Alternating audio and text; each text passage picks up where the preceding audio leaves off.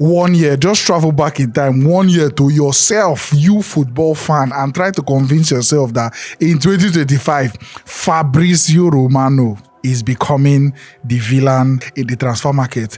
This is somebody that if you throw back, he came out of nothing, basically. A struggling journalist that was given a chance by his fellow Italian, Gianluca Di Marzio. This is somebody that came from Naples that carved out a niche for himself, you understand? Now he make transfer window the rave of the moment. He has brought a flavor, a style, a doings, and an expectation and an anticipation and a new presence to transfer windows. He's the most followed journalist on the planet. Over 100 million people, they follow this guy. And one of the things that make him stand out, that brought him out to the public as the most unique and most respected people, is not just the way he covered news and was being very, very reliable with it, is the fact that he has his own catchphrase. He gets something to sell the brand. Here we go. Here we go has become something that has even transcended beyond the normal transfers what we know. Here we go now is something that comes with the transfer window. You go from saying we need to wait for the transfer to being confirmed to we need to hear the here we go. Not just you and me that are mere football fans, but even the mainstream media, BBC people and Sky Sports and whatever, they are also using these terms and saying, have we gotten the here we go? They are behind him in the sources and everything and how he gets his new reliability level. They different. So a lot of people depend on this guy, not just on Twitter, but across board, Facebook, YouTube.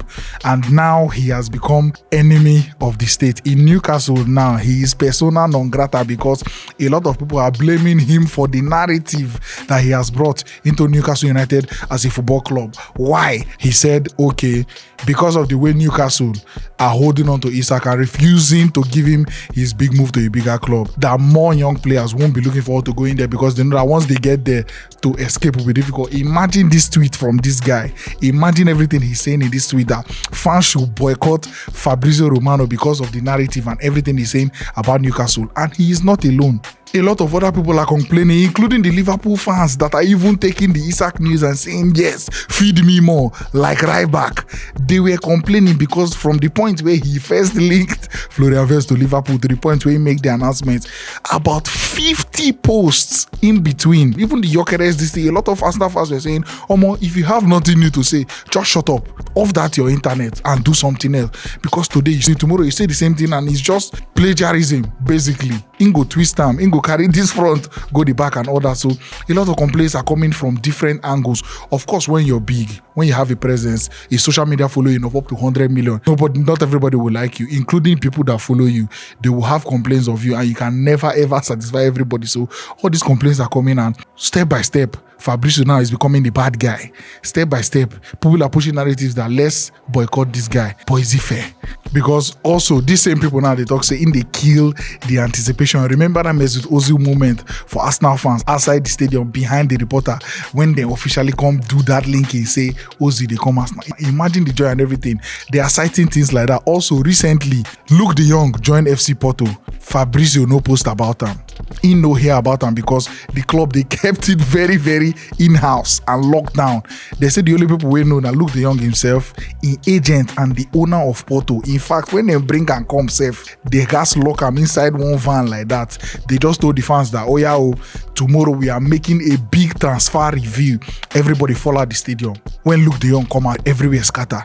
Imagine saying that the way Real Madrid use announce Mbappe. Imagine that's the way Manchester United may unveil this Sheshko. Imagine that's the way Jokeres was announced. Imagine the shutdown now. Imagine the vibes, imagine the doings, imagine the groove and stuff like that. So when people they bring this kind of complaint, it's difficult to argue because you look at it and say, oh, could it be? Because there's a level of spoilers. Again, allegedly, there's a company, a PR company where they attach to Fabrizio Romano called Memo PR. Now, this company then talk say allegedly that they were pitching to different football clubs, especially FC Copenhagen again. They tell them say they fee use Fabrizio voice, increase the narrative and the presence of their players to get maybe good selling value or all that on the internet. About 1,000 euros or was it $1,000 per tweet where Fabrizio Romano go tweet about their players to just generally give them that boosting. The club say no. Say it dey ethically wrong according to the alleged report. You understand? So them saying it dey ethically wrong now. It just be like, okay, somebody tell you say he go do something for you, but the way the person go do am and the manner of which the thing go, you don't like it. You get to you. It feels like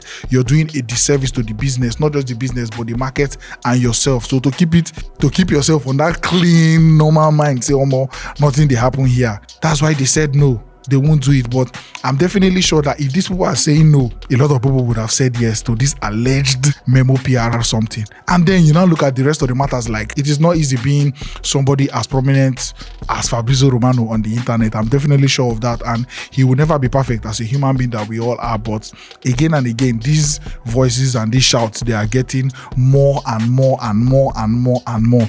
Whether it's the anticipation, whether it's the way he drags the transfers and some people say he's farming engagement, whether it's the way he just kills the entire magic behind the transfer, whether it's this memo PR and the way they are trying to, sell player promotion and narrative through his voice to the internet, whether it's the way a lot of fans are saying he's making other clubs look bad, like this Newcastle loan, all these allegations, it falls down to you and how you go make the matter. Of course, if you're a Liverpool fan, you may not be seeing this thing as a problem, but the thing just hit me in a way, say, imagine me telling myself 1 year ago, somehow Fabrizio is becoming the bad guy, he's becoming the enemy of football clubs and football fans, that he gives joy. A lot of people will say, Fabrizio, talk about this player, but then now so the world be, and this internet world is relentless.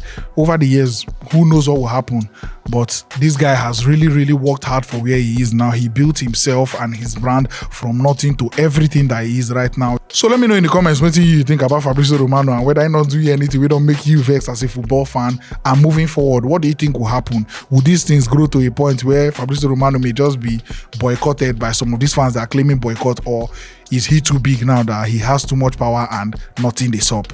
We'll go see for front. The world champion. Someone say champion. Someone say champion. To be champion good, to be ITK champion good. Are you a chief? Chief, not the backbone of this community. As a chief, you have access to C panel, where you have access to vote one crew member, where you get to accuse, banter, and celebrate with, depending on how the results go in the week. You would also have access to the reshot, rebranded, remade, and reproduced Origin series to go deep inside the lives and histories of all the members of the crew. You also have access to Time Crier, my once in a week update package of everything where they happen, the announcements before the announcements. Now I'm going to get them. Studio invite, match interview invites for the viewing center. You go, they come, they join us for the studio and viewing centers where they watch these matches. No more, we are this viewing center day. No more, we are in a studio day. You go there around for our live streams and every other thing. Also, the punters alignment. You they play game, and they play game. We'll be dropping our codes, recommendations for games they're supposed to play for the match days them, so that you go know whether we'll go laugh together or we'll go cry together. But we hope to win more together, so they enjoy all these benefits one after the other. For the live streams, you'll be able to call in and have your priority as a chief once a week. All these things, they come with the new Chiefs package. Check the comment section of this video for more details. Yeah! Click there! Thanks for watching. Right here, another one of our videos where you're supposed to like, and all our social media links. I mean, follow us on every platform because we get content for everybody.